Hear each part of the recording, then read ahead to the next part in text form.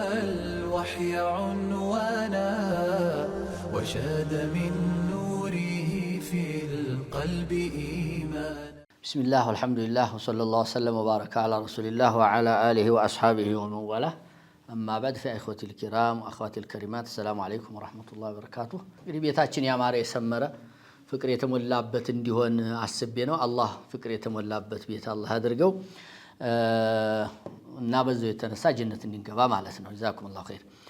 እንግዲህ የጋራ ሐቅ እንዲያለን ተመልክቻለሁ። ከዛ ደግሞ የባል ሐቅ በሚስት ላይ ያለውን እያየሁ ነበር ያቆምኩት አንዱን ተመልክቻለሁ። አሁን ሁለተኛውን እንመልከት። አልመጥለቡ الثاني القرار في البيت የባል ሐቅ በሚስት ላይ ያለ ታልፈቀደላት አስገዳጅ ነገር ካላገኛት በስተቀር እቤት መቀመጧ ሐቁ ነው።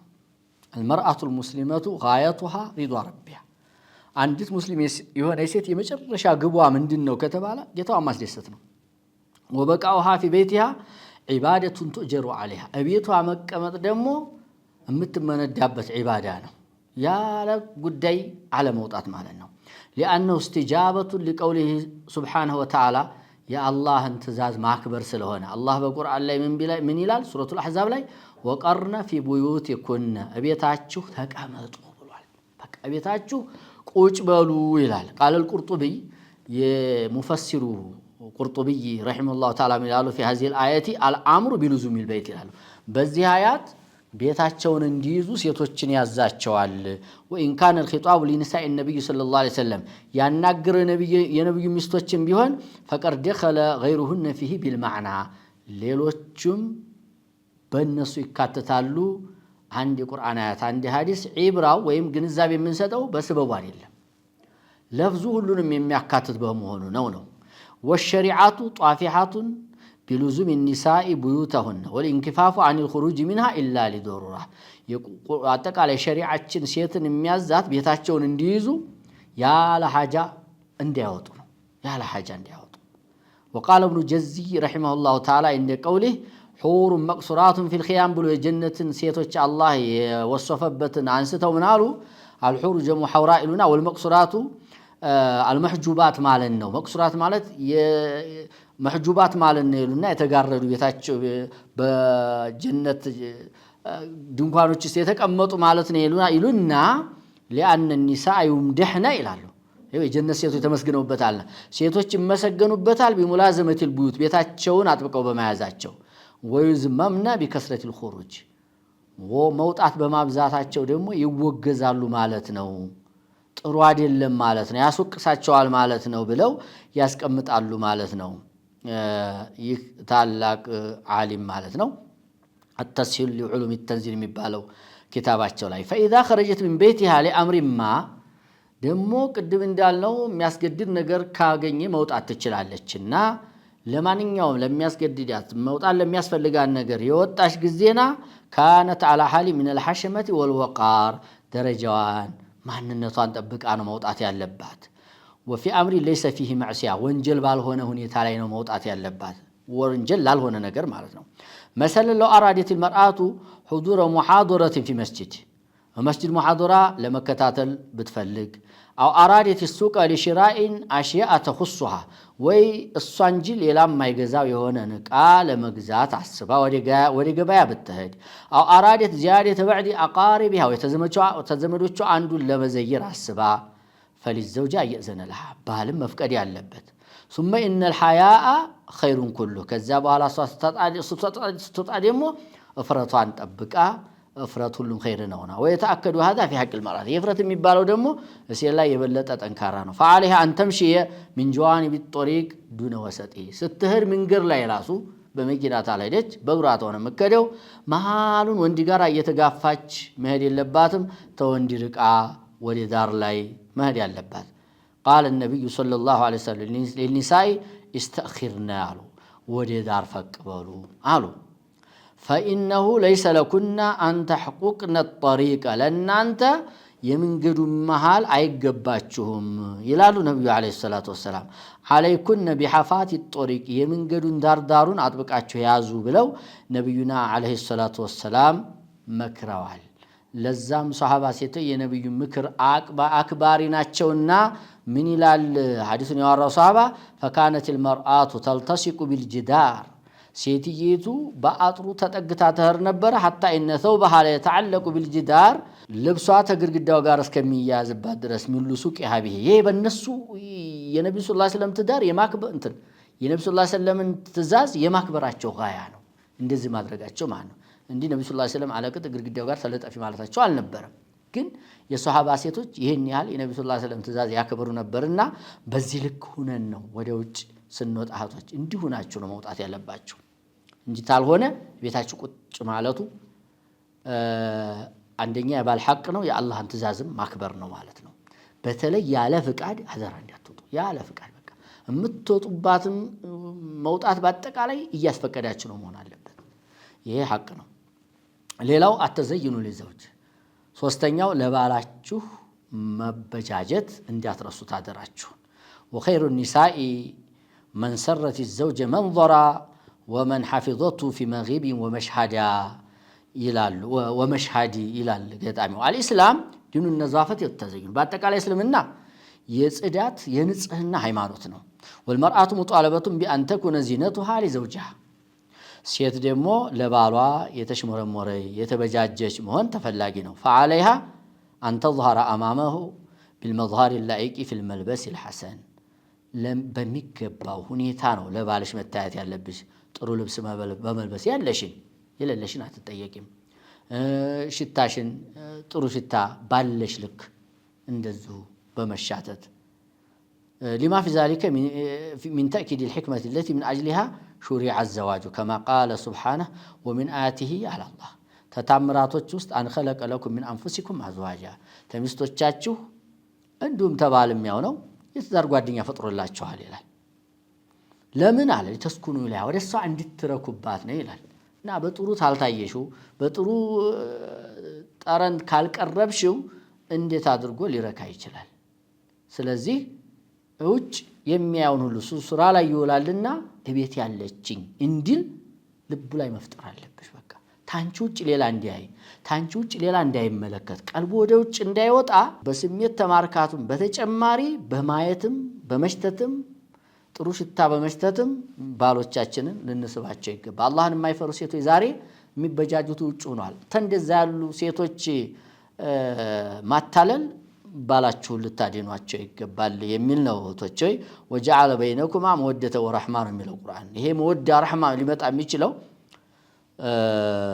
ልቡ ላይ ስታርፊ ነውና ለዛ ነው قال الشيخ ابن عثيمين رحمه الله تعالى ولا شك له ابن عثيمين أن المرأة إذا تجملت زوجها بأنواع الجمال በመልክ በማን ነው በውበት አይነት የተዋበይ ጊዜ ለባሏ ሴትየቱ ካነ ذلك ادعى الى محبه لها እንዲወዳት ያደርጋታል አሉ ወለልኢትላፍ በይነሁማ መሐከል ላይ ጥሩ ማለት ነው ጥሩ እንትን ግንኙነት እንዲፈጠር ያደርጋል وهذا المقاصد الشرعي ይሄ ደግሞ ሸሪዓ የሚፈልገው ነው hatta ሲያገባ እንኳ ትዳሩን እንዲዘወትር አይት አግባ ተብሏል አይደል እንዴ አንቺም እንደዛው ከذلك ተተጋባችሁም በኋላ እንድታምሪው እንድታምራት መሆን የግድ ነው ማለት ነው ይሄ እንግዲህ ሸሪዓ ያስቀመጠ ነው hatta ነብዩ አለይሂ ሰላቱ ወሰለም እኮ ጉዞ የሄደን ወንድ ወደ ቤቱ ረጅም ጊዜ ሄዶ ተቆየ ዝም ብሎ ድንገት ዱብ ማለት የለበትም ሚስቱ ላይ ብለዋል ምን ይላሉ ነብዩ አለይሂ ሰላቱ ወሰለም አምሂሉ ተተቡክ ዘመቻ ሲመለሱ ሊገቡ ሲሉ ወሷሃቦች ወደ ቤታቸው እስቲ ዝግበሉ hatta ተርኹሉ ለይለን ማታ እንዴት ገቡ አሉ ጧት ረፋር ላይ ነበርና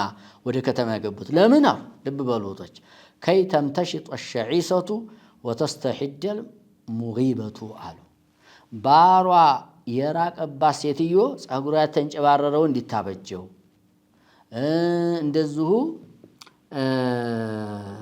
በብልቷ ዙሪያ ያለውን ጸጉር እንድትላጨው አሉ والله ልብ በሉቶች ነብዩ ሰለላሁ ዐለይሂ ወሰለም እንዴት አድርገው ትዳራችን እንደሚያሳምሩት ሴት ልጅ ባሏ ተለለ ብዙ ጊዜ መበጃጀት ጉድለት ይኖራል ራሱ ይመጣል ነገር አለ hatta የሚገርመው እኮ እህቶች ለባላቸው ያላቸውን ክብር ነው ራሳቸውን ይመጣላቸው በአግባብ እንኳን ምግብ አብስለው አይበሉም ስለዚህ ባሏ የማይኖር ጊዜ ራሷን ስለምትጥል እንደዛ ሆኖ ሲያያት እንዳይጠላት ለሁል ጊዜ ጥቁር ነጥብ ጥሎባት እንዳይቀር ብለው ነብዩ ሰለላሁ ዐለይሂ ወሰለም ተበጃይታ መምጣታችሁን ሰምታ እንድትቀበላችሁ አትግባሉ ነብዩ ሰለላሁ ዐለይሂ ወሰለም።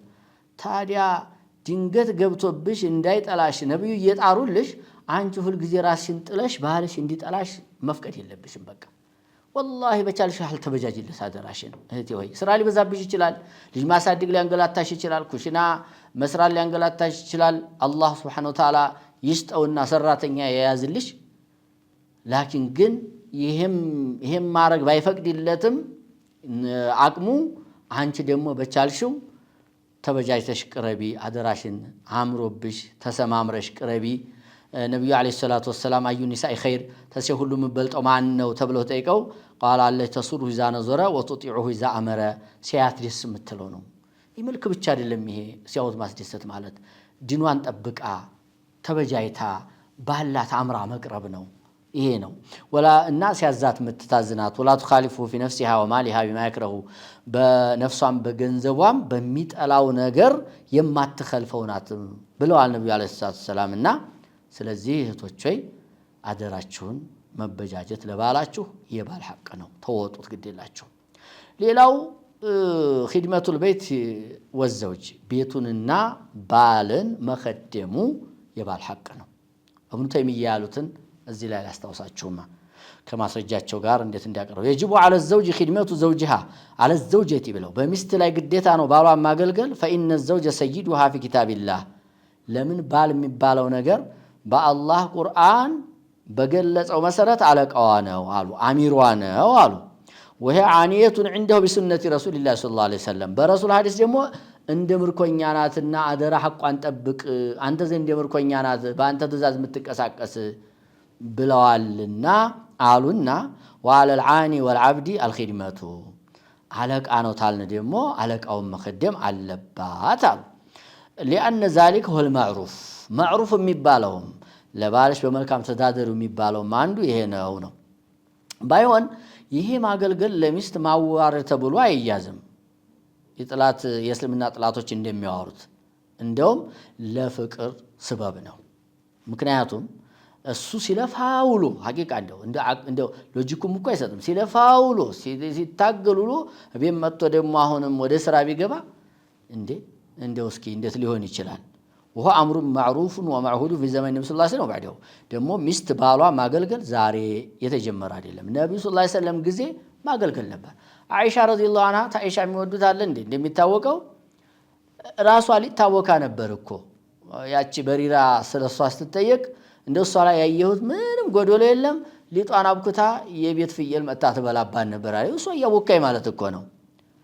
እንደዚሁ የአስማን ታሪክ ማውራት ይቻላል። አስማ ዛቱ ኒጣቀይን የአቡበክር ልጅ ረዲየላሁ ተዓላ ዐንሃ ምን ትላለች? ተዘወጀኒ ዙበይር አገባይ ትላለች። ወማለው ፊል አርድ ሚን ማሊ ወላ መምሉክ፣ በመሬት ውስጥ በመሬት ላይ ገንዘብም ባሪያም አልነበረውም፣ ወላ ሸይ ምንም አልነበረውም፣ ገይረ ናዲህን ወይረ ፈረሲ፣ አንድ ግመልና አንድ ፈረስ ሲቀር ትላለች።